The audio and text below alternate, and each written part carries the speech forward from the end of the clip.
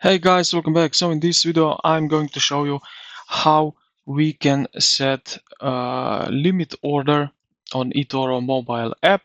So yeah, let's go straight into it.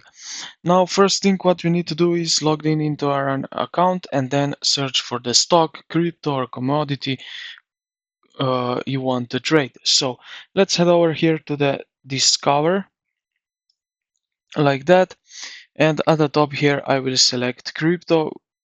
Let's say I want to trade crypto right now.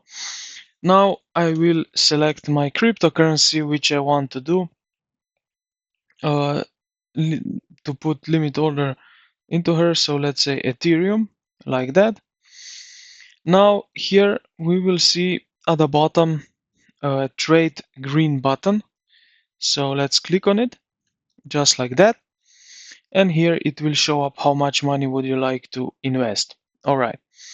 Now to set limit order, what we need to do is here under the order type, we need to change market order to limit order. So we will buy Ethereum automatically if it reach your desired price. So let's adjust this price here. So like that, set, nope, let's say 2000, like that, and set. Okay. Set like that. Now limit order is 2000. When this price hits, it will automatically invest our money into it.